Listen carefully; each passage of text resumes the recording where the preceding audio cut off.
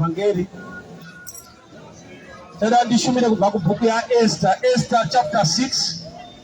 Esther chapter 6 from verse 1. That night the king could not sleep. So one was commanded to bring the books of records of the chronicles, that they would be read before the king. And it was found written that Mordecai had told of Bigat and Teresh, two of the king eunuchs, the doorkeepers, who sought to lay their hands on King Ahasuerus. Then the king said, what honor or dignity was bestowed on Mordecai for this? And his servants who attended him said, nothing has been done for him.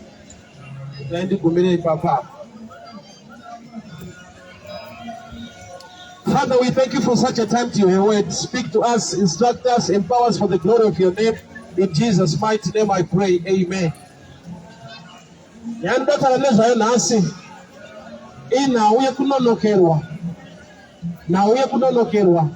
Shoko parinoti, those who wait upon the Lord shall renew their strength. Now we kumirira in a time frame according to the mind of men. Why? Because pani pamwe pauno mirira obozo onoti ndamira manje ndanzwa. Saka paka uya no shumira kuti you need to wait upon the Lord in patience. Ani tasekunge it's an insult kana sekunge hasukunzwisisa kuti wabva kupi uchimirira. So by nature emunhu chino chinonzi time chinokosha. Why? Because time and seasons ziripo to control things on earth. Saka munhu anoperate mu time. Saka munhu paanoudzwa pamusoro pekumirira zvinhu zvaanogona kugamuchira akafarira nokuti mufundisi wataura zviri mushoko. But there will come a time yekuti kumirira kwacho kunorema. Ameno kana ndiri rhiu pari vandiri kushumira. Pane nguva yekuti ukanzaiwa mirira zvinoita unogona kumira. But as time moves on, unotozona ndamira but nguva yapera. So chinhu chinonzi time i challenge mukurarama, time i challenge mumaplans atenge takaronga. So pano pandaverenga pane nhau yemurume unonzi Mordecai. Mordecai wakaita chinhu chakanaka. Why? Paiva nemurume wanzi Bigat and Teresh. Vanga vari machikunda amambo, the servants of the king, vaiseva mambo. Saka vakaronga to assassinate the king. Mordecai paakazvinzwa akaenda kunotaurira mambo kuti pane varume vari kuronga kukupfudza. Mambo ndokubva vatsvaka nyaya iyi vakaiverifya, vakaona kuti ndezvechokwadi kuti kune varume varikuda kumukira mambo kuti vamuuraye.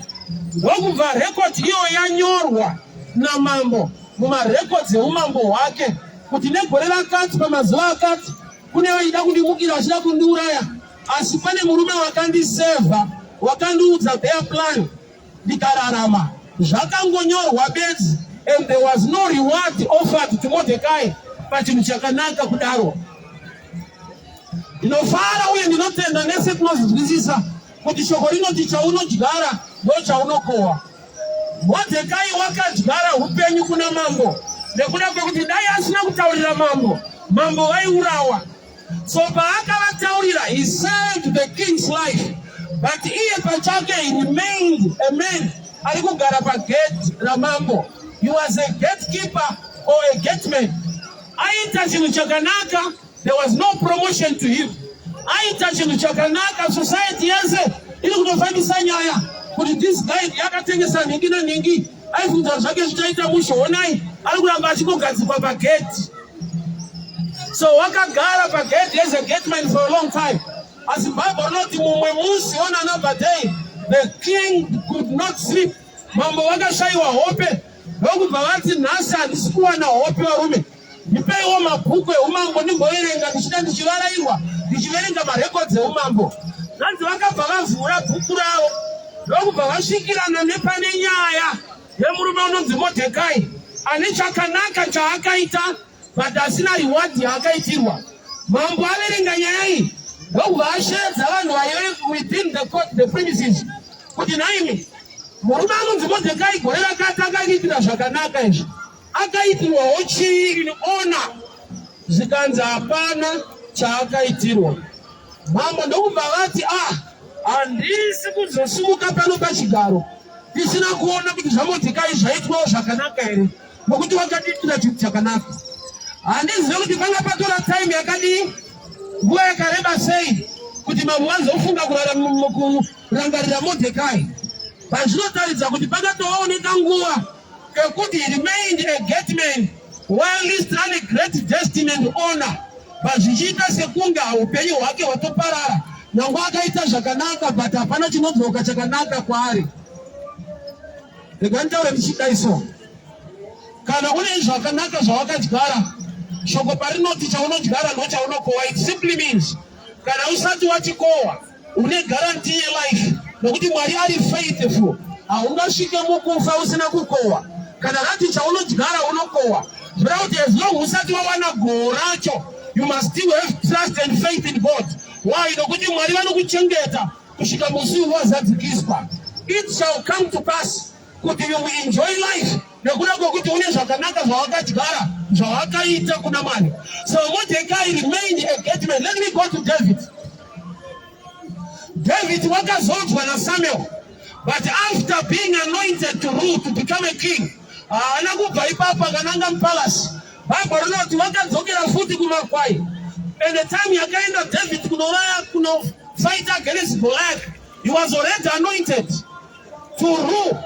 But wakatumika kumba kwao, baba wake wakamutuma nechingwa kuti enda unopa wakoma wako udzeke neripoti yakuti hondo yakamira sei. He was anointed but aitumika. He was anointed but he was still respectful. Asati aenda pa position yaari anointed to do, but chinhu chiri maari ndechekuti anoramba ari mwana ane obedience, anotumika despite the grace dzadururwa pamusoro pake. So time yekumirira inotoda kuti munhu amirire Mwari ari muna Mwari. Kana ndichiti kumirira Mwari uri muna Mwari, ndikureva kuti you wait upon the Lord in the word of God. Nokuti iye Mwari wacho ndiye shoko rake. Kureva kuti unenge wakamira mushoko rake, une kutenda, wakamirira zvaachakuitira. So Modhekai akagara ka period ka time kekuti akaita zvakanaka kuseva life ya mambo, but hana ona yakaitirwa.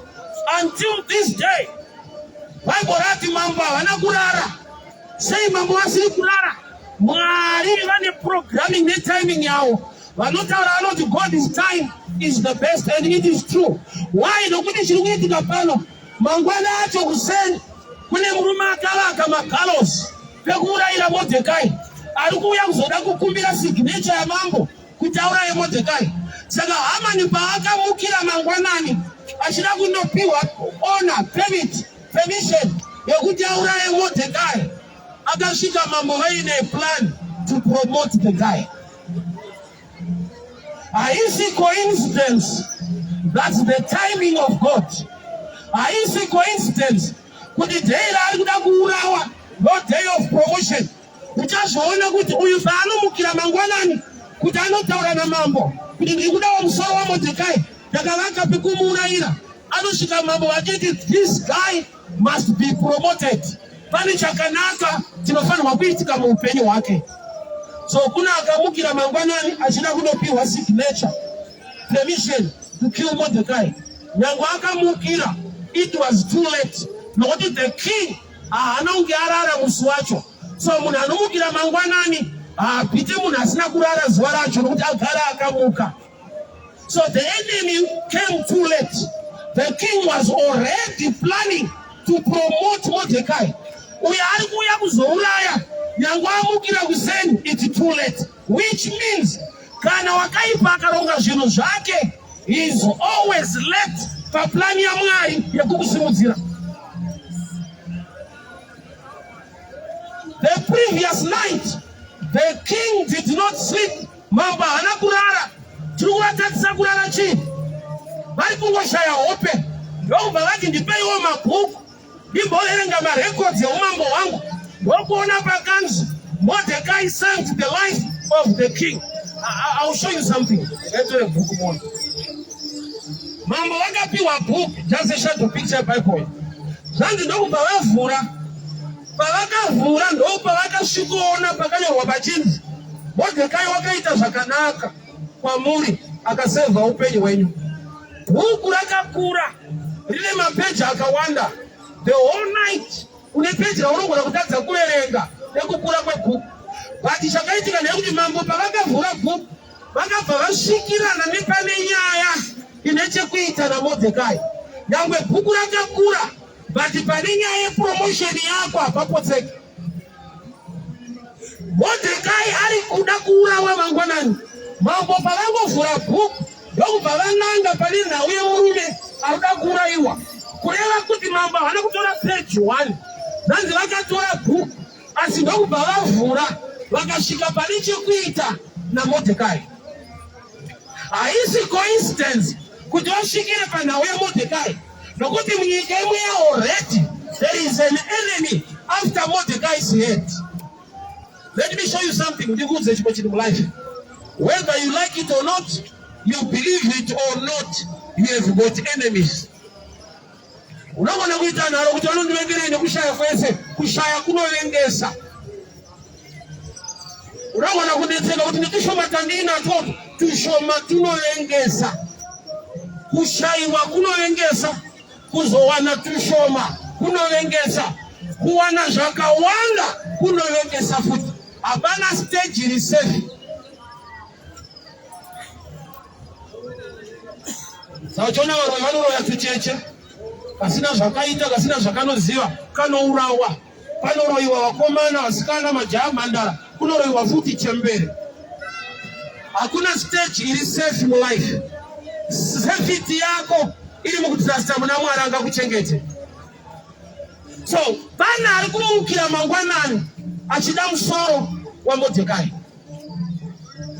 Pana ari after wako upenyu, kwete kuti iye ndiye akazvironga, but there is a demon, there is a spirit inoteka munhu kutanzwa kuti iwewe zvako handifanirwe kuita. So pana akamukira mangwanani unzi Hamani akatopedza kuvaka the gallows. I will show you this picture. Modhekai haana kufighta the building of the gallows. Why? Modhekai was a man of influence, was a man of resources. He had money. Do you know how hard it is to fight somebody are financially stable and ane resources? Fight a moon and resources and influence kunonetsa. He controls media. Anoenda kunewspaper akanonyora dzimwe nyaya against your life. Anokurongera tunyaya kumacourts dziri against your dzinokutsikirira. Munhu ane mari ari influence saka uchiona anonetsa kuendesa kujeri. Why? Nokuti mumasystems ese ane influence. So Modhekai was a man of influence. He had money and a position for ranking in kingdom ya mambo yoyi anga ane higher rank. But ari kufighta a man, an ordinary gateman. But this gateman are not Modhekai, as ordinary in the spirit. He is a Jew. He worships the God of Israel. So at least we go to fight an influence, the resources, the connections are getting. But later to from sort of power is when you worship him. Mukuru kuna matamari kuno kupa blessing, favor, protection. Kudarika marisha inga kuite. Sawana ni mudiri atakadarika eko viti. We lost a lot of rich guys, people of influence, well connected, but life is a gift from God. Safety and security. So Modhekai was a man of influence. He had the resources. Agawaka the gallows. Agato announce kuti apa. Lopa ni chauraira munhu wangu. Munhu ari kutaridza ari kumuona ari gateman, but in the spirit is the general. So murume wefavor yake ndeyekuti haaende kuna mambo. Iye gateman haabve pagate. Haamboenda kuna mambo kuti mambo ndakakuitirai zvakanaka, pane vanoda kundiuraya. Zvinongonzi mambo vakavhura bhuku kuti chakadifenda Modhekai ibhuku. Bhuku rinogona kukudifenda iwewe is the word of God. Mamwe mabhuku ese anogona kukunyudza akakurasisa. Nokuti une mabhuku awakaita wakanzi wakafoira ukakundikana. But chinonzi kunamata manje hatisi cheshasha, ndechemunhu anotenda. Wese anonamata anonzi mudzidzi. Go and make disciples. Kuti endai munovaita vadzidzi. Kuti hapana anoita graduate, munhu wese anenge achingodzidza. The journey yekunamata you'll be learning. So the book that can defend you is the word of God. Mamwe mabhuku hakumiririre. Social media haimiri newe. Bhuku ringa defend the life yako is when you trust in his word. Mordecai anakwenda kuna mambo kuti mambo ndada kuurawa oneza mukaite ndwanire unyasha fefa kuzodi. That last night mambo anakurara vakati ndipei bhuku rangu. Pavakavhura bhuku ndokubva pakanyorwa zvaMordecai. Sei ndichiti unogona kukunda through the book.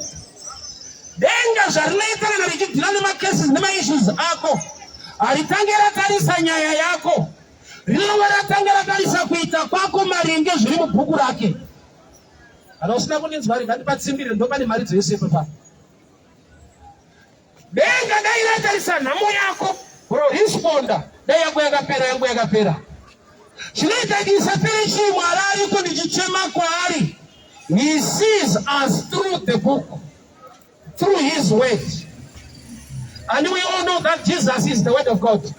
In the beginning was the word was with God, and the word became flesh and dwelt among us, which means Jesus' other name is the word. And the word of God is the Bible. So Mwari wakada kutilani nyaya yako, wachema waumbuka pasio zruela pasio zvakandiomera. Mwari vaikuzoresponda direct to you. Get this teaching. Vano responda through his word to reach out unto you. He sees what you do according to his word. Vakatarisa muno vanofana kuti vakaona wopakanzi blessed is the hand that gives. Vaona kuti nyango uri kuchema nenhamo. You are a giver, which means your name has been found in the book of promotion. Kana usina kunzwa chokoro remushi. I love to teach people why, because ukasadzidza Mwari anoti vanhu vangu vaparara nekushayiwa ruzivo. Unogona kufira muprayer uchichema uchiti Mwari wacho aone hana tsitsere. Prayer is master key. Prayer is one of the keys. The other key, you must get knowledge and apply knowledge. Kusaziva kuri dangerous. Misodzi haisubstitute ignorance. I love examples inzwe futi. Ukaenda kukoti uchipiwa mhosva uchipomerwa kunzi une mwana wawakarepa. Munobvuma here baba kuti makarepa mwana uyu. Wobva watanga kuchema uchizvinovera pasi. Major Street hati mazviona hama dzangu achema mudhara nyaya yapera. Zvinonzi baba kana mapedza kuchema toda evidence. Umboho. Without evidence, you are still guilty, even in tears.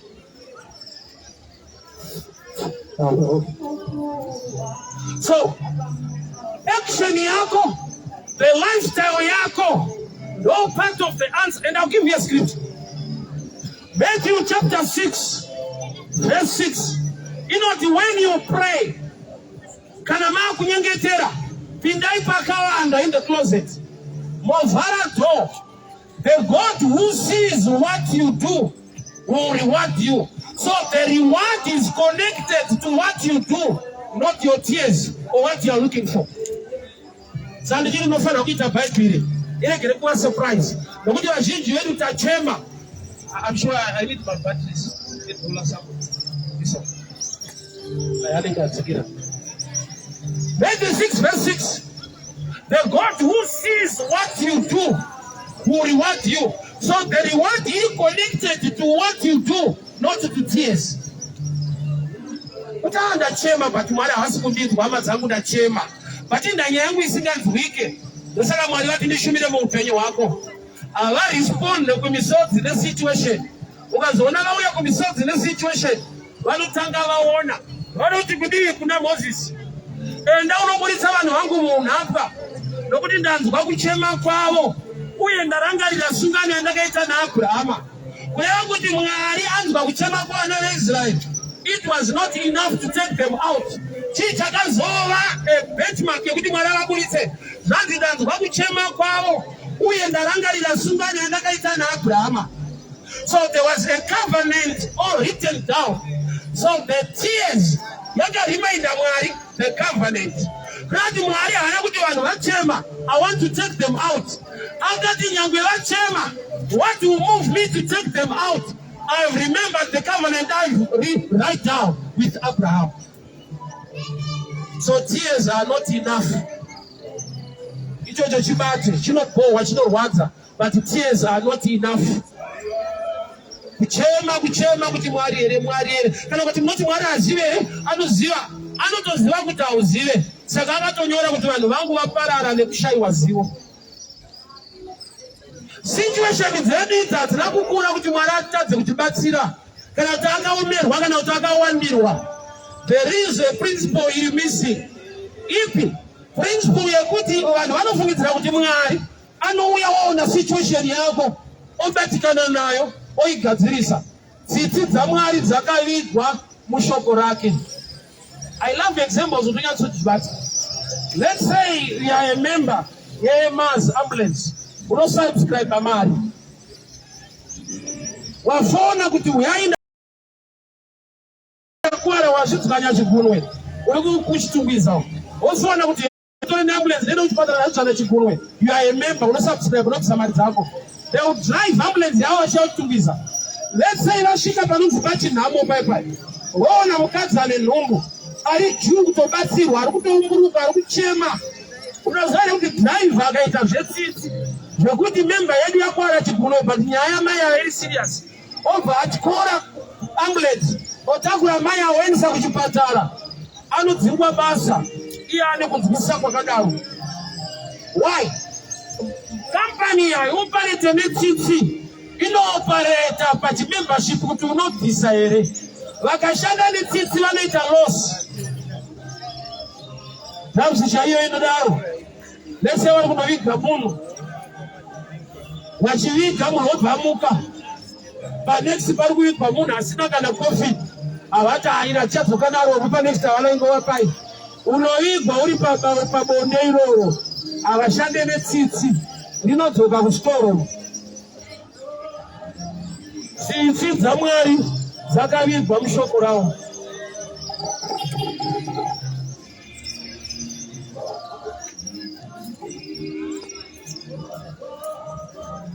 So Mordecai, zanzi bhuku rakavhurwa.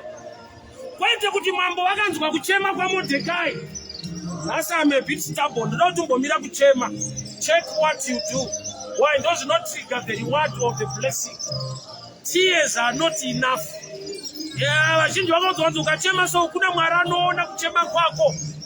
It's not complete. Anoona kuchema kwako maringe zvaunoita mukuchema kwacho.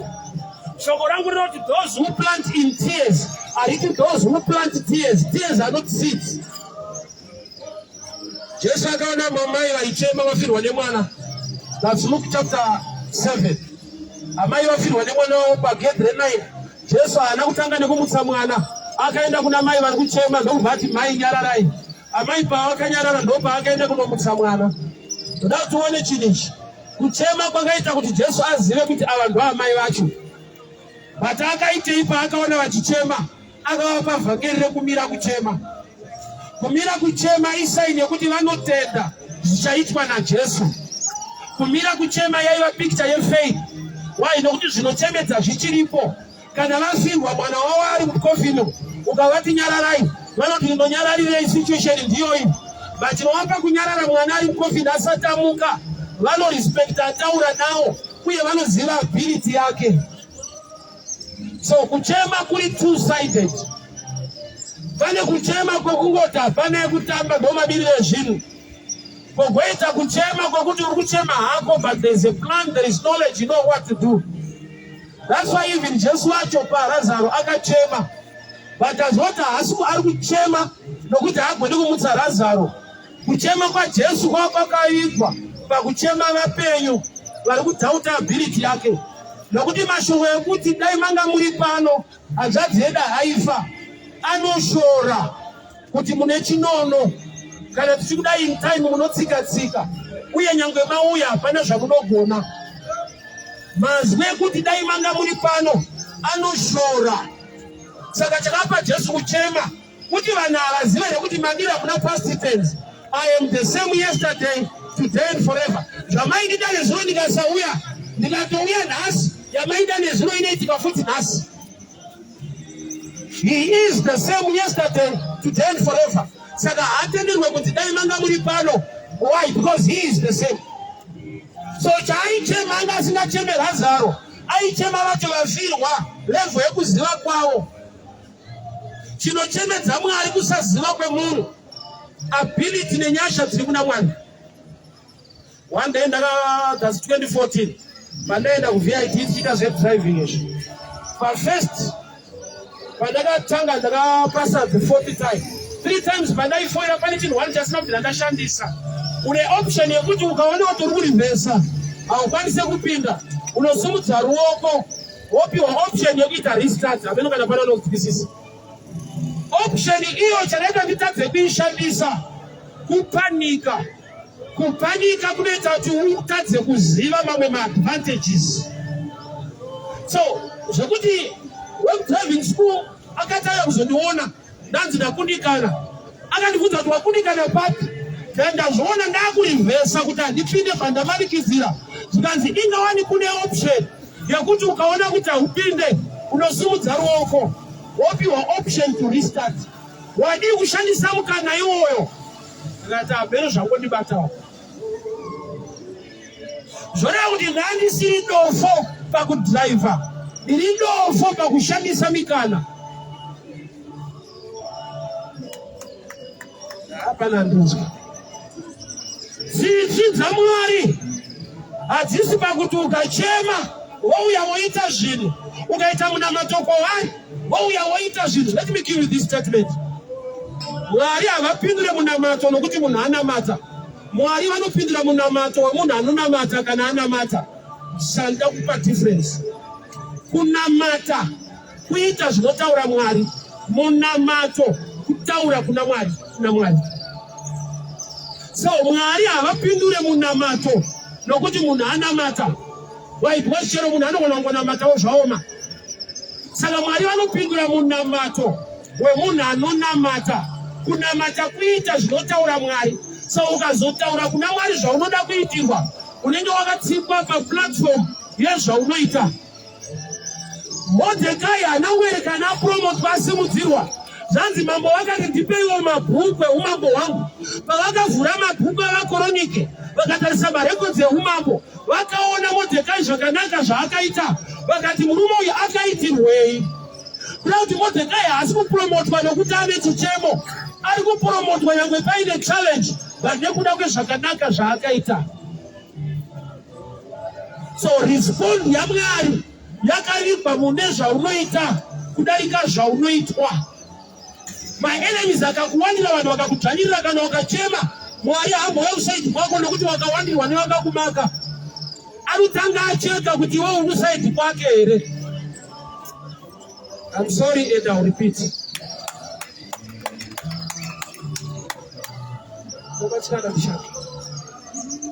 Ukawandirwa nevanokuvenga vakakumaka vanokuita hafu, wobva wapfugama kuti Mwari ndirangarirei, vavengi vangu vakawanisa. Mwari hati saka ndakuya kusaidi kwako wawandirwa. Anotanga atarisa kuti nyangwe wawandirwa, iwe wagara uri kusaidi kwake. Saka kana munamato uri dangerous, ndekuti Mwari simukai, vavengi vaparare.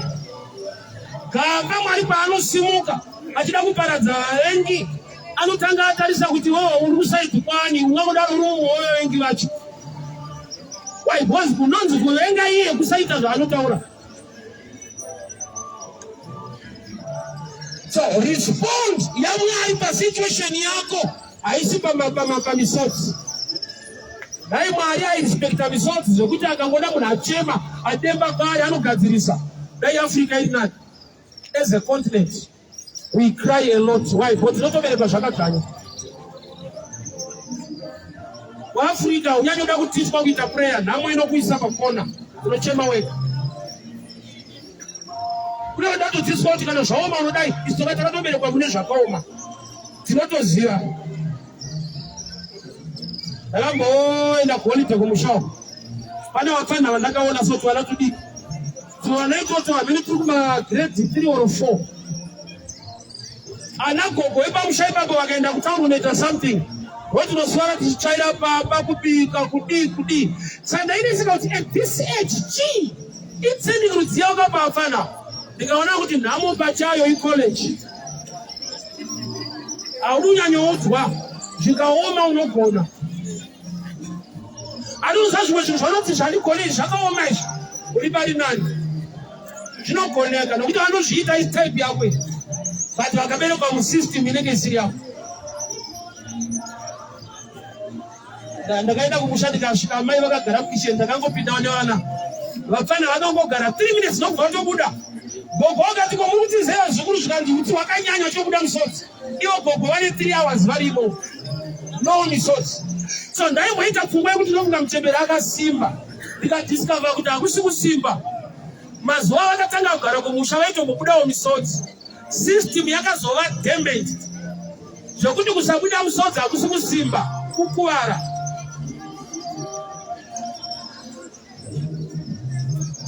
Aringanzoke pane nyaya yekuresponda through the word. Victory yako imboibvisa pakuitsvaka nematears nemisodzi. Victory yako nesuccess yakavigwa mukuita zvinotaura Mwari. Modhekai haana kuti mambo ndipromotenda nekuitira zvakanaka. Mambo havana kurara. Musi wasina kurara vakati ndipei bhuku. Pavakavhura bhuku ndokubva vaona pakanyorwa zvakaitwa naModhekai. Ndokubva vati I want to promote this guy. So promotion haisi kubva pakuchema-chema kwake. Ane zvaakaita zviri written. So life yako neme yangu zvinorevei. Zvinoreva kuti Mwari pavanoresponda kunyaya yako vakauya vakaona zvakakuomera uri kunetswa uri kutambudzwa vanouya vovhura bhuku rinonzi shoko ravo voona kuti zita rako unhu hwako kuita kwako pane here paanoti izvo ndakanyora izvi ndozvinoitwa neuyu.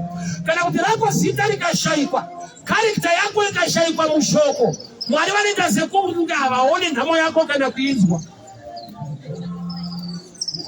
Imi handi unoziva kuti Adamu akatanga kutsvagwa naMwari iye achiri mugarden, which means he was missing while least he was still present. Adamu haana kutsvagwa nokuti abuda mugarden, aitotsvagirwa yekuda kuburitswa, which means he was missing although he was still in. Zvinoita kuti Mwari vakutsvage iwe uri muchechi vaitoti ari kupi kodai anamata iwe utori mudhikoni muchechi imo. Why? Because kunamata haisi position netype yechechi, kunamata kuita zvinotaura Mwari. Saka pamwe pacho ungangodaro uchiita zvinotaurwa pachechi penyu kati zvaMwari zvacho usingaita. Kune vanhu vakavaka chechi yavo panzvimbo inonzi Athens. Pauro asvikapo akatoona pakatonyorwa kunzi kuna Mwari asingazivikanwe muchechi kwete mubhawa. Kwaya ichitoimba mufundisi achitoparidza vanhu vakabuda pachena kuti Mwari wacho asati akumuziva zvenyu. Pauro akati ndauya kuzokuudzai pamusoro paMwari wamusiri kuziva. Hama dzangu kuchema kuri right but hakusi complete kukubudisa situation yauinayo. Kuchema kuri right hakunima kuti kune situation dzinorema dzekuti unotombobuda misodzi but haisiriyo key yoyo way out musituation yako. Ukafungidzira kuti Mwari vanomuvhwa nemisodzi imboita karesearch kekuona kuchema kwako nema-answers. Balance the two. Problem yedu ndeyekuti kuAfrica takanyanyotrenwa kurespecta effort than result. Unozvaona chini ndikapinda prayer rwa 4 hours i-effort hande kuresult hataure chinhu hakuna iri. But takatotrenwa kunzi effort ine nyaya. Munhu anenge achibhosa akamira kumberi zoti tarova 5 days dry fasting. That's effort. And the equal result. We must learn also to balance the two. Crowd kana ku effort kusina ku result kusina ma results akakwana. Takuda kunocheka kuti atisi kupedza time tiri ku effort here. Respond yaMwari pa situation yemunhu. I move when my tears kana kuti kune ma enemies awanda kukomberedza. Unofanirwa kunge uri kusite kwaMwari kuti Mwari vane kusite kwako. I will give you a scripture for you to understand. Mutumwa akapya kuna Joshua. Joshua akatobvunzana nemutumwa. Uri wakwedu here kana kuti weenemi? Iye ari mutumwa waMwari. Mutumwa waMwari haana kuti ndiri kwenyu kana kuti kuenemi.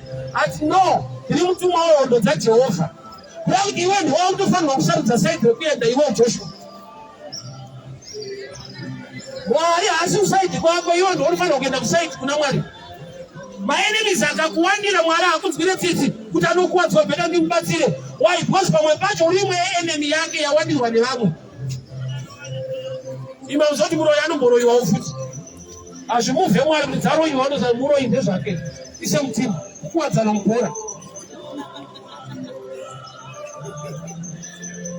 So ma challenges anokuinga paunochema kuti Mwari ndirangarire. Usati wachema kuti ndirangarire, shaka kuti iwe uri kusaidi kwake here.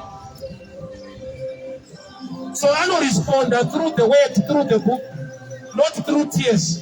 Ukachema ukademba ukadi anotarisa mbuku rake ona kuti uyu ari kuchema uyu ndewekwedu here, anoita zvekwedu here, anotenda mandiri here.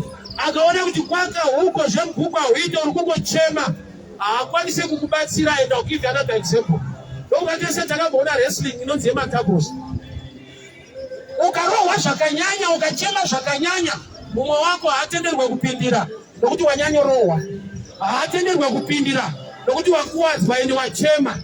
Anotenderwa kupindira kana iwe nyakurohwa waziva zvekuita. Zvipi? You must get close kune wako. Walk close. Haapinde because you are close. Walk close, you must learn to stretch your hand. Uyu paano kurohwa wamupa right to enter. Kuno kuruitwa sei uri kurohwa, but kuti uchiregera kurohwa mumwe wako apinde unoitwa sei futi unorohwa. Kurohwa uko hakurwadze, but kurohwa sei kusingarwadze iwe yakukubvisa mumarwadzo. Saka shoko parinoparidzwa zviripo zvinotorwadza ufunge. The pain part of the gospel, ukainzwisisa kuti ine the gain side of it, hairwadze. Yakati varume vafana kuprograma mind yavo mukunamata tigone kuinspire nezvinoita madzimai. Anonzwa madzimai achiti kubereka kunorwadza, makuzvinzwa, but havasiye. Funga kwako ende havasingasiye zvinorwadza kudaro. Kuti vakaisa value paresult than pain.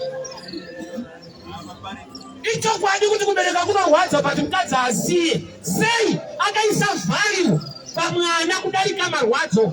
So there is the pain side of everything you desire. Usanyepero kuti kwedu uko kunamatira chete ubva wadzokera zvobva zvaita. That's a lie. Vhangeri rekutsvaga ma-members rakasiyana nekutsvaga ma-souls. Vhangeri rekuvaka chechi rakasiyana nerekuvaka vanhu muchechi. Ende wese unoona achibuda chechi achinopinda mune imwe, anotakura bhaibheri raishandisa kwaakabva. Kurati ari kungobuda pachena kuti harinyembe but nenharo. Saka rangorunzwira musero.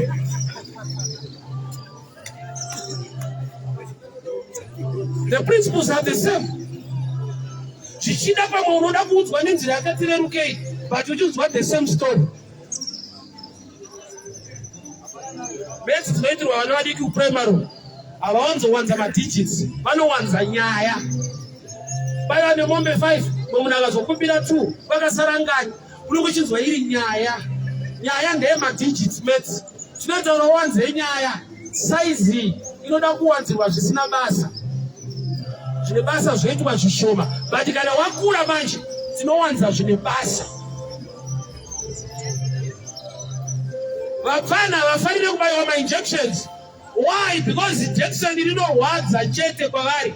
Kuvanhu vakuru sei vachizvigamuchira rinorapa. So mindset yemufana ndeyekuti rinobaya, mindset yemunhu akura ndeyekuti rinorapa. Saka uchiona even medically mishonga yevanhu vakuru inosiyana neyevana vadiki. Yevana vadiki inonaka, vanomixa with honey with chocolate. Yevanhu vakuru kuvava chete, hakusi kumakwa. Kuunderstand kuti at your level now you respect the result more than entertainment kana kunakidzwa.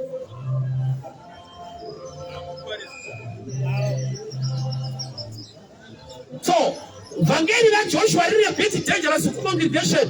Why? Because Joshua akasiyana naMose. Joshua ari kuparidza rekupinda mupromise, Mose ari vhangeri rekubuda muchallenge. But kupinda mupromise zviri different pakudii. Vanhu vaiti vakatadza, Mose waenda mugomo oti Mwari musavaparadze vanhu venyu varangarirei. But kana ari Joshua vanhu vakaita nharo, aiti varume kana musingade kupinda ini namadhamu nevana toenda. Vadhofa vanobvisa tinyengerere. Ivhangeri rekupinda tsano haridi kungoti kubata so.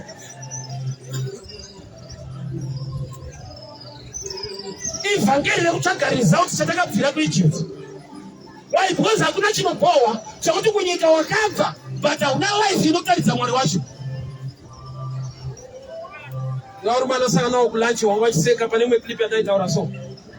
Kuti hazvina kuitwa kuti takaberekwa tisina chinhu tichadzokera tisina. Chakaipa kurarama usina. Because life inonida maresources. Chokuzvikamfota izvi. Takaya tisina unodzoka une zvani basa rese. Takaya tisina tinodzoka tisina. Hapana kunzi rarama usina. Inda uchijamba pekurarama.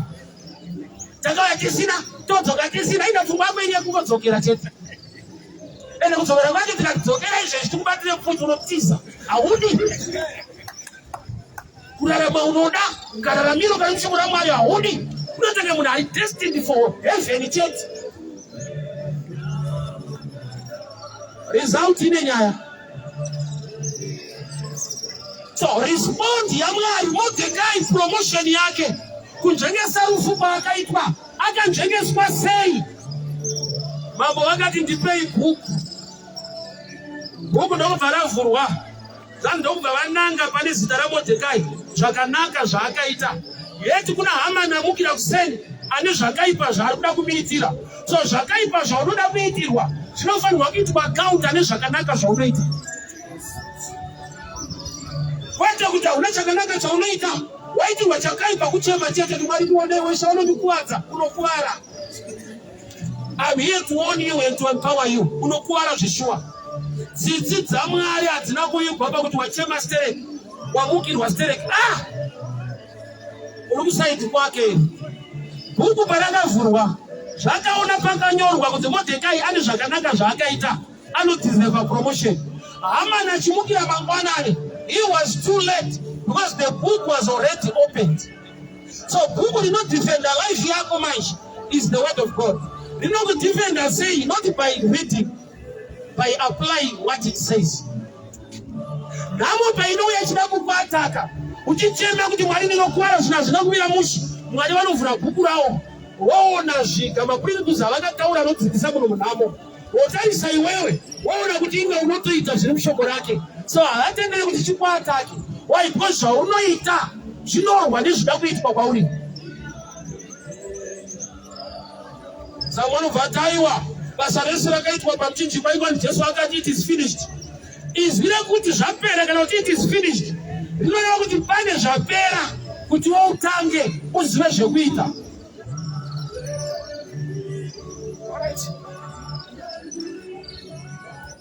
Mwari waAbhurahama watinodawo kune zvaitwa naAbhurahama achiitira Mwari. Mwari waJosefu akamurangarira kuIjipti akava mambo. Kune zvakaitwa naJosefu zvinofadza Mwari. Problem yedu ndeyekuti tikangoverenga toti mwoyo Mwari waRuth akazowanikwa zvakare kuBethlehem. Tinagarirei baba. Unokanganwa the side rekuita kwaRuth. Unongoona the side rezvakaitirwa Ruth. Ndopane danger yeChristianity. Mwari waAbhurahama, Mwari waIsaka, Mwari waJacob. Vana vane zvavaita vachiitira Mwari wavo. Nyangwe vane zvavakaitirwa naMwari wavo. Rangu bhabha rinoti kutenda kusina mabasa kwakafa. Blessing yako haisi pamisodzi pakudemba. Dai zvaidaro hama dzangu dai vazhinji vasina nhamo. Kune vanhu vanochema, kune vanhu vanodemba, kune vanhu vakaunganirwa nemasituations ekuti ukamutarisa newe unonzwa tsitsi. But inda Mwari vasina kuita chipiri kuti uzvanyanya regatibatsire. Vakatuma Jesu anova shoko rawo. Ani nani anotenda aregere kufa upenyu usingaperi. Kuda kuti when you ignore his word and you trust in tears by crying, you are wasting time. Alright, I'll give you this picture. Vanhu vanoteya tinonzi hanga kana njiva kana shiri kumunda. Vanoisa ratinoti deep so. Sinei munoiziva kuteya shiri. Ikapa pane kachibage. Njiva youya painodya kachibage. Yobva yabatwa netambo. Yobva yachema iri patambo. Zvokusiririsa. Funga kwako tambo inosununguka. Kuti njiva yachema kumana haiti kuzvaro bati. Njiva inofa yachema. Program ndeyekutoti ife. So miteye upenyu yakawanda. Batunga ikinoa shokora mngari. Izvo zviregere kukubata. Munhu ane role to play. Takangoudzwa kuti Mwari akanaka anoita zvakati. Vanhu vofuti vane zvavanofanirwa kuita. Jesu une basa raakaita paKalvari. Akapedza. Tikasiwa tapa platform yekuita zvinhu zvinofadza Mwari. Tears are not enough. Nasina ngoya kuzopa vanhu warning. Waneta kuchema, wipe your tears. Seek knowledge and apply knowledge.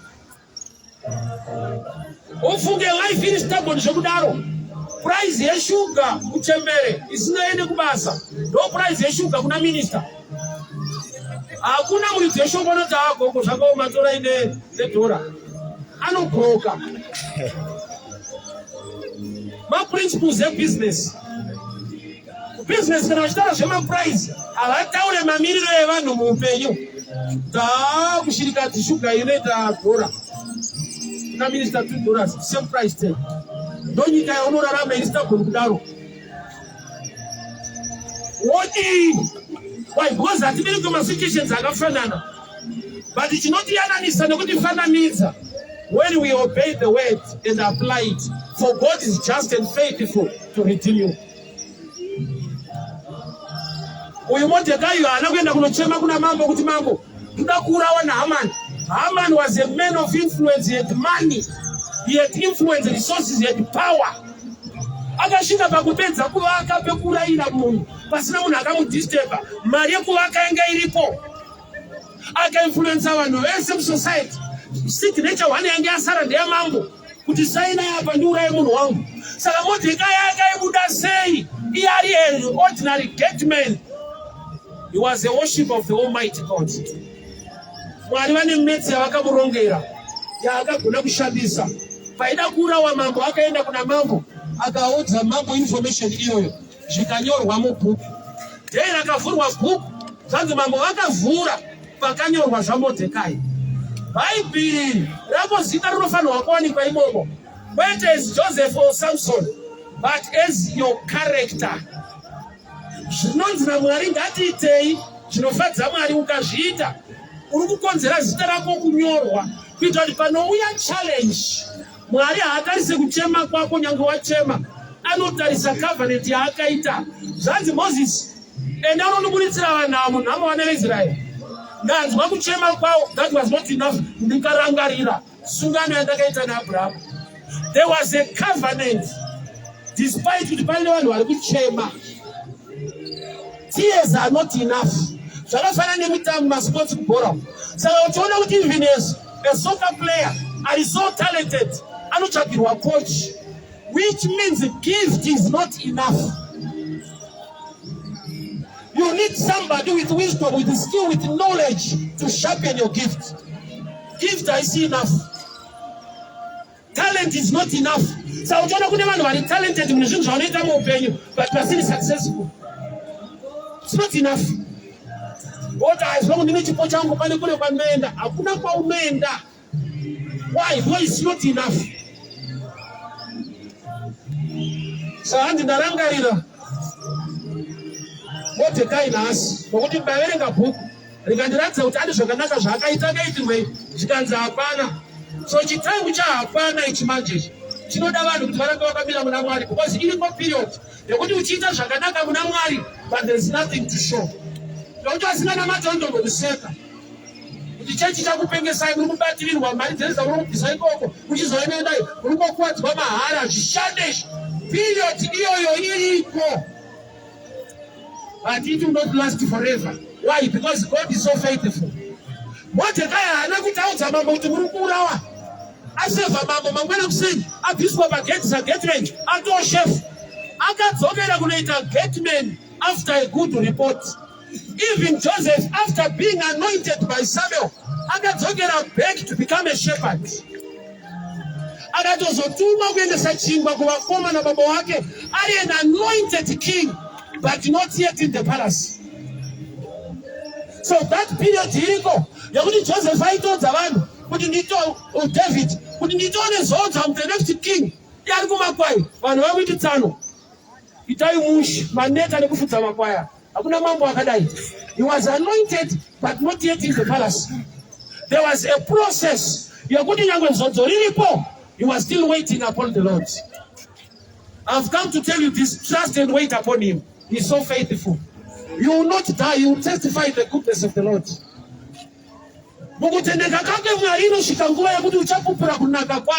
In the land of the living.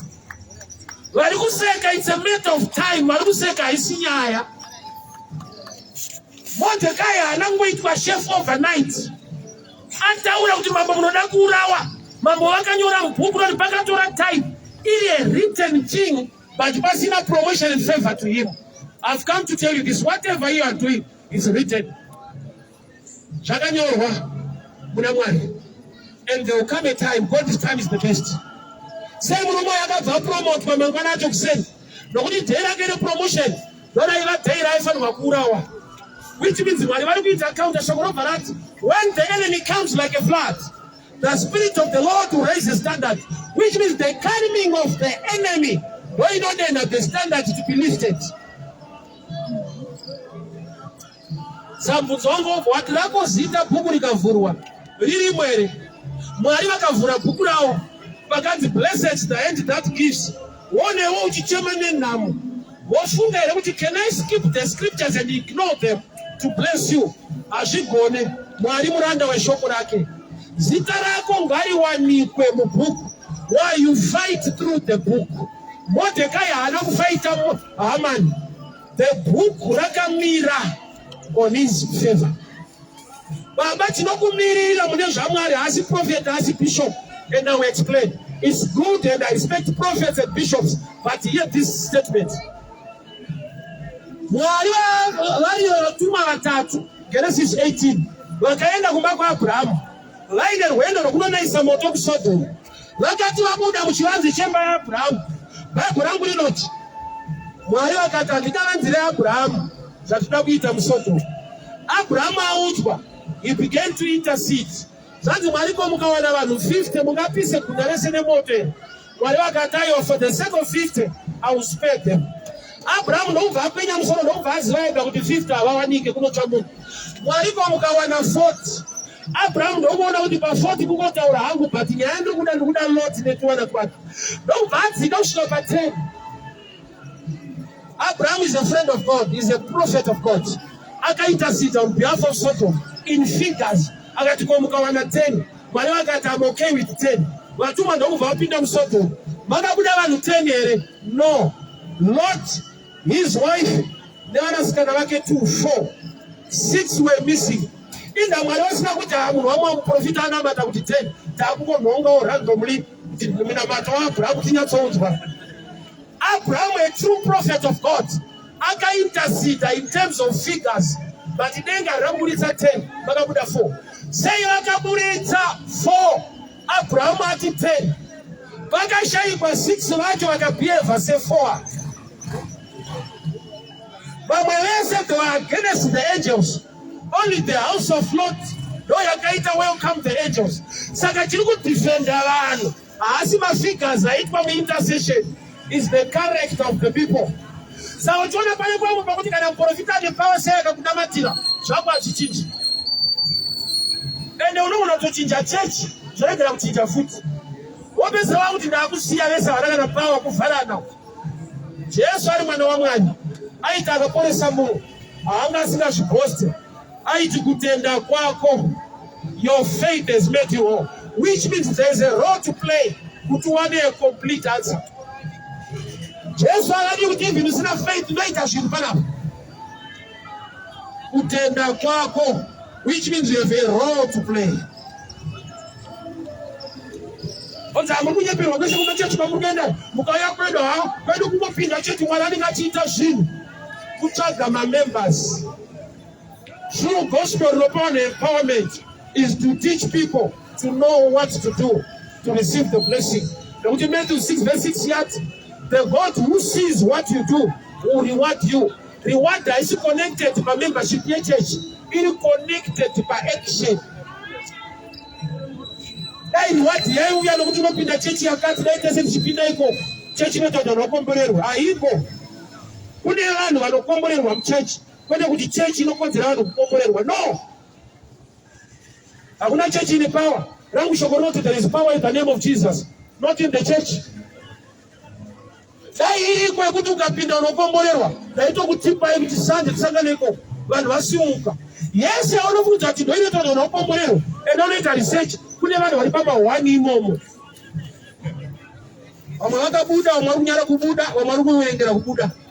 Ikoko kwaunotopinda. Kungoti pamatestimony ka, azana pamatestimony panotsvagwa vanhu vane zvinhu zvaita. Hapabvumirwa munhu ane zviri kuramba. Ishuwa kai. Unoti muchechi imomo pano ane zvinhu zviri kuramba. Varimo, but havatenderwa kutaura kuti hama dzangu ndine 10 years hazvisati zvaita. Membership inodzikira. Vanotsvaga vane zvinhu zvafire. But the research is complete. You know what is fire. So now I is for church.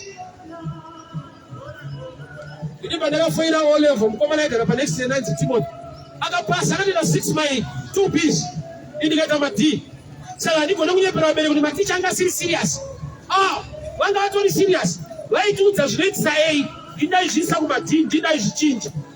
It's a way kind of team. Same class, same teacher, same notes. Individual effort matters.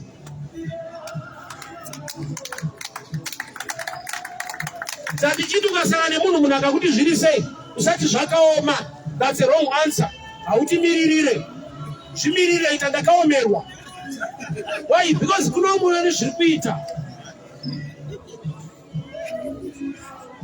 I need exposure. I'm a farmer. Rafuata usimuno waenda kusema. Ukaenda kumiru utakomana ndemunhu ero. Munhu anopaza gomo kuisa imba pamusoro pegomo. Kupaza gomo imari yokuvaka dzimba kana 6 yanongoisa pachikatapiro pazawo. Kune munhu ari kudhiraivha imba yemunhu. Mota dzimwe dzikufamba navanhu dzimba kaiti. Kunyange dzimwe mota dzainyorwa mazita imba igononyorwa dzimufakosi. Imba wekufakosi yese inenge yachingotiraivha nemunhu. Fakosi yadarika. Kirenora yadarika. Andizvazinoita mari but dzimwe dzacho mota dzitori times 3 imba yekumfakosi.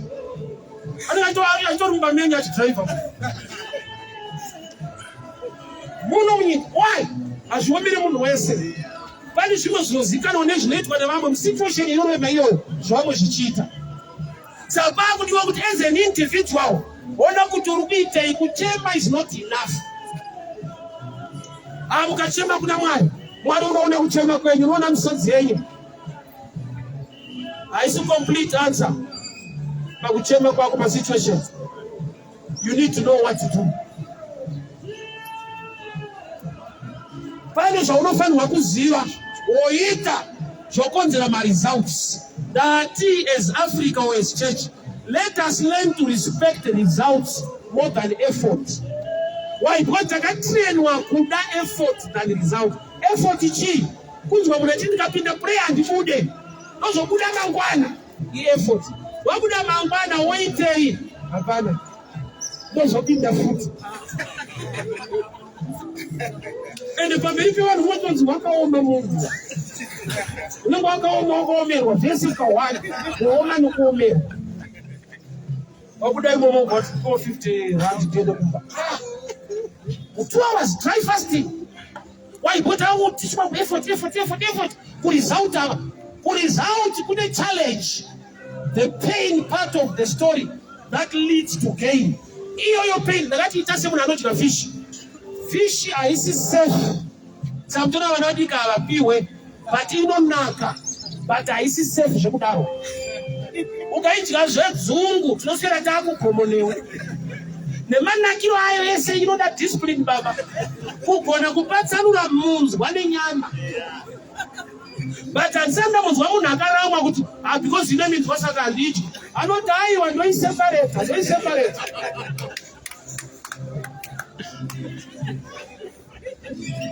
That's the same name principles in life. Learn to separate pain from gain. Kusangorwadziwa neka pain woignore the gain yacho iripo. Whatever kuti Mwari itai zvinhu, you need to separate the two. Ini vangenda unonzwa In the pain side of the story, Jesu pachake agere kuruchira baba. He passed through the cross. Bible not he endured the cross for the sake of the glory after, which means person and glory when a cross to pass by. I'm watching one number three to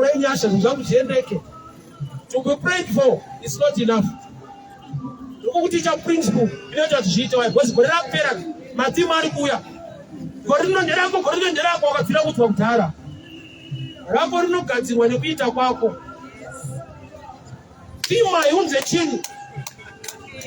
What do you know? What about that roll to number one that will take a waste?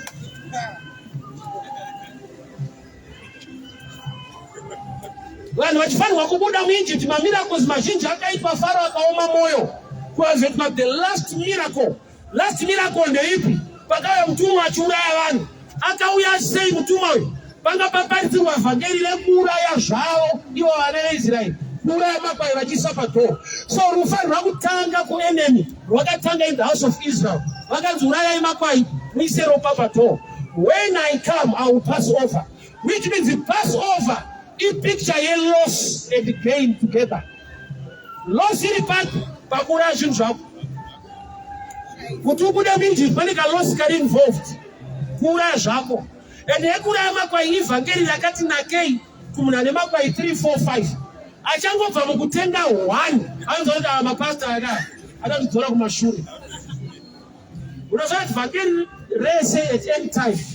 I refer to Munoes.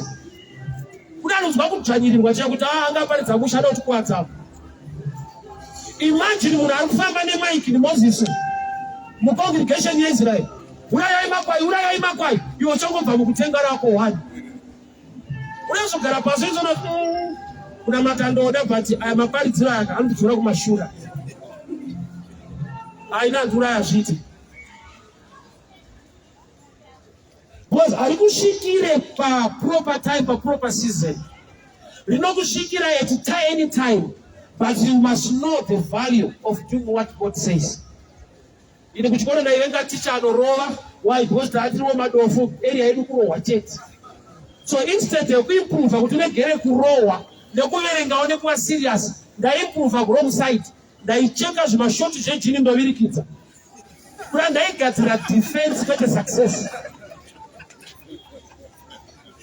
So no show me so much bro, so kana 6 also bokwenye. Like kana gati na programs yedu. Yet unogona kuvara shamu, but udofa how defend in future. Nama I defend ke zokufirikita majini. Shamu yekuro wakunziverenga. Unogona kuvara nokufika shikabanga mukatu. But nama I variki. Inowa ni pese. Not banda una mapusha una inowa every area. Ayo na mai fariki. Kuna ni Paulo fani wakurowa roleka. Watita no rowa rukutisha wa future kai. Inoda kuitwa shakanaka muri yako ichengete virenga uchawa baba mangwana. So ukaramba kurowa uri mukomana namo inokurowa wa baba. Wa baba kune problem watu. Uli vanhu vakumira newe wa uri kurovesa. Bozi vana vendo ofara kushira nyaya mutara. Ngadzi vendo ofara kushira nyaya husband. Urovesa umona asina basa. Kogaramba kurowa uri wari wakukwatisa wala. Dodai vana vaikotenderwa kubvunza vana vaizokubvunza mudhara usiri kukukwatisa. Kuneko makaramba kurowa. Every story I know admire in a successful life, in the pain side of it.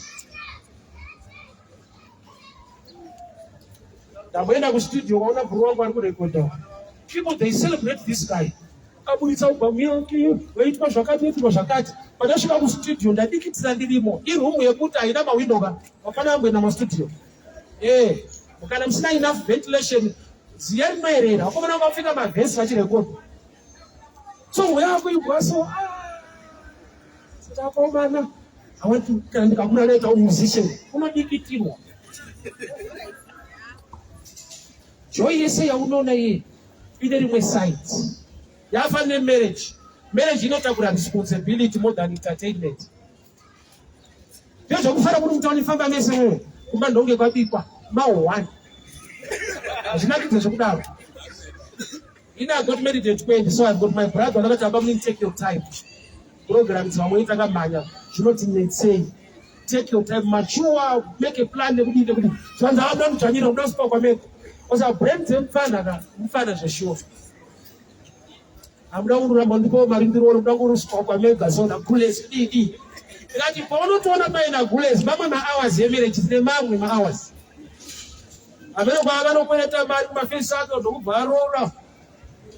What else you want to do? And don't see and don't tease. Don't tease. I don't what is this. Can't talk again. Don't tease. What is some wrong tease of food? Why? Because we don't have reality. When you're asking about food, you're asking about meeting and not about Bambao. Canavo Garamba Marco. I know it was right in Warikao. You are a mona parrot. When you are not that lunch and that breakfast and that supper. I don't get from Soro. You are saying a Nayaka Guta. Oh, my God, she could look at a Nayamu. Baba's a double put his spine there with my wife. What's up for when things are down? No matter what, so she picked up to us. We're not matter what we are going on. I'm funding it, putting ways. Can I go to figure out what you look for? Time, get the the responsibility I got million magazine to good day. So that's come natural. There is the pain part of every story. But it seems like the pain part of it, ya kuda wina mwari maira. Usashinge kushinga kusiko kuna result to death. But wakashinga wakamira mushindo, mira wina mwari. Mordecai success yake kutarekere kurawa na Haman, a man of influence. Haman ayane man akawa kamituri akatoa high in position. Chakaita kutasa kunde Mordecai. Zita rake rakaonekwa rakanyorwa mubhuku na mambo. Hakuna munhu akayatudza mambo kuti Mordecai murangarira kurawa panzamo. Mambo vakashanda nebhuku. Hama dzangu bhuku rinonzi Bible shoko raMwari rinoshanda. Kana rako zita richiwanikwa imomo. Rako rinowanikwa sei? When you do according to the ways of the Lord will always remember you.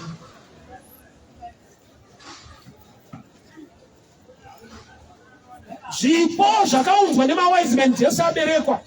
Hazvisi zvemulokal vakatobva kune imwe nyika. Why? Because the locals were not happy neinterpretation yepregnancy yaMary. Kungoti handakuziva murume asiti nenhumbu. Vanhu vakati makorokoto uchapiwa nambuya vako. Unotivhara iwewe. Taure murume wakasangana naye but une nhumbu. Oda tikupe makorokoto itaura chitsotsi chakadai. Mwari vakatoziva kuti malocals hajaidze nhumbu. Ine explanation zvipi. Veda kutounza vekure. Kuda kuti mawise men pavakatounza Faro vakati ayo taona nyeredzi yake. Tiri kunyika kwedu ndoya tiri kutevera. Which means when you do according to the ways of the Lord, even if the locals ignore you, but God is still faithful. Why? Nyika nekuzara kwayo ruoko rwake. Vanhu vakasakugamuchira vari pedyo, Mwari unoshanda nyangwe nevatorwa vari kure. I've seen people from far away vachiminister to my life. Vamwe vasati vandoona even my face. About 6 months ago, I was in Israel. The trip really a bit expensive. It was 2,500 years to end up Israel. Munagabadra for that trip, I based to island. Takato sangana ku Tel Aviv, Israel for the first time with 209. Takamu vachi. As we broadcast live, I watch by internet. Mwari ndo wa minister kwa I would take my servant for a holiday. Why? Amazita akanyorwa mukuita, because when you serve, the Lord will bless you. He's so faithful. Kuti nditona ane munhu yeta akatosangana ku Tel Aviv ku Israel for the first time, but muna sacrifice about 2,500 process my visa and everything for me to be in Israel. I saw it for my first time in Tel Aviv. Why? Because I will serve the Lord in this place always. Even my locals, the Lord is so faithful. I'm not moved. The Lord is so faithful. Pani panovhurwa bhuku, mambo vakavhura bhuku, ndokubva vaona kuti Mordecai ane zvaakaita zvakanaka, asi hana chakanaka chaakaitirwa. Haasi Mordecai achema kuna mambo, but zita rake raonekwa mubhuku, so rinonzi bhuku is the word. Zita rako rinonyorwa sei? By doing what the word says. Asinga yechichi. Ukapinda kwedu kuri pafu. Ukabuda yaningo kana matiwana ningi zvinoita zvakati. Nyaya dzekuwa na members dzakasiyana nenyaya dzekubuilda members. Kuvaka church nekuvaka vanhu muchurch zvinhu zvakasiyana. Dai iriko church yekuti ukapinda zvako zvinoita dai ndatokuudza watoenda kupinda ikoko. Haiko. Nokuti yese una admire ine vanhu varimo failures in life. Vadatobuda kana kuti vachazobuda. Kana kuti vakungopinda but havasi serious nazvo vaneta. Rako zita ngarapiye mubhuku rinopiya chinodzi zvese zvinorehwa naMwari zvaunofanirwa kuita as a believer ukazviita uri kuregister zita rako in the chronicles of heavens. Panouya challenge Mwari pane pavanovhura woona kuti uyu haafanirwe kufa, he must live to proclaim the goodness of the Lord. Nekuda kweizvi zvaakaita izvi ariko anonzi Hezekiah, Isaiah 38 audzwa death sentence na true prophet kwete fake prophet. But ndakagona kurespecta kuita kudarika kuprofitwa. Isaiah was a true prophet of God. Asingapotse akanoudza munhu kuti gadzirira uri kufa. Ndobva atotendeuka haite zvekundiso. Kungokuudza kuti vakuru put your house in order, you are about to die. That says the Lord. Akutoenda kumareni kwake. Avatsana ndogona kuti ndikachikundiswa hazvikude. Uyu apotse uyu atotumwa nedenga racho. Chaakaita chii? Baba rinoti wakaenda he faced the war. Akati Mwari rangarirai mafambiro andakaita pamberi penyu. Haana kuti Mwari zivai chechi dzatopinda. Zivaiwo prophet papa vangu vari necovering yavo. Akati Mwari rangarirai inini wacho mafambiro andakaita zvandakabata. Izvozvo zvikabvita prophecy. The same true prophet was embarrassed by God to reverse his prophecy. For the first time Mwari achipandukira muprofita wao kuti chinja wapota. Taipa haife zvokumhanya. Why? Because tataurirana. Pane payandionesa kuti mudhala ndioneyo. Magepa andakakavha.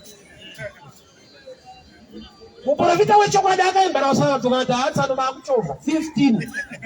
Ndonga iye akaunyara madiko mudza kuti hachiprofiti zvokumhanya. Kambale tine mapfika izvi. Problem yako ndekuti pawakongeenda under prophet wakaita ngo wakadimburwa madza upfugame. Look at the covering of my father. So I understand the things about covering, but here this mystery. Mugetsimani, Jesu akaparidza one sermon 3 times. Mukai munamati, akaenda akadzoka. Mukai munamati, say achirepeat one message 3 times. Ari kungopa nepicture kuti problem inoita vanhu kana vane mukuru ane zodzo, they ignore prayer. Ngonamira mastika oro wristband rako kuti the anointing of my father is here. Imamuzoti na prophet wantonamatawo. Iye wacho akatokupa mvura, iye hana yake. Andotemba Mwari wacho. Akati kuti andinoona mvura yandakupa changu chikopu 5 lita yangu. Toda katulita. Hadaro. Jesu wakaparidza one message 3 times. Mukai munamata. Se ari kuparidza one message 3 times. That's the dangerous message to church. Kana vanhu vari under covering of somebody anointed, they ignore prayer. They believe in the covering more than in worshiping and praying to God. So ndobva vauya vanhu vachida kubata Jesu. Varume vese ndobva vati mwanda kutiza. Arikuda kubatwa ndiJesu. Ari kutiza ndiani? Imwe type. Kuda kuti ukasapinda muprayer unomhanya nyaya dzisiri dzako.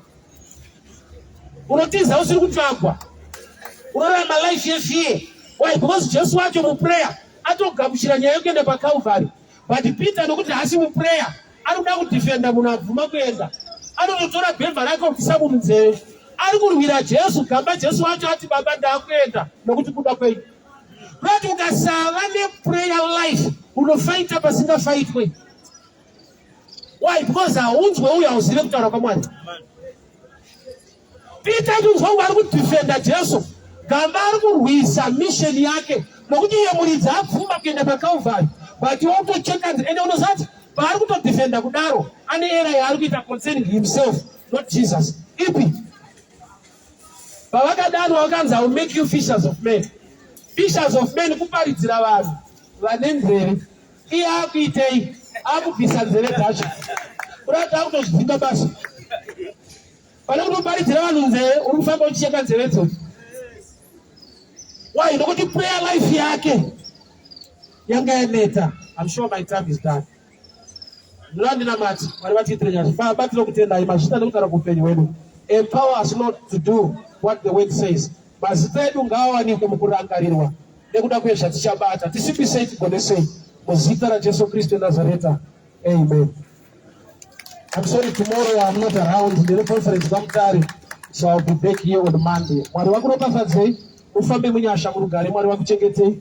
We'll meet again same time this place on Monday. Bye bye. God bless you.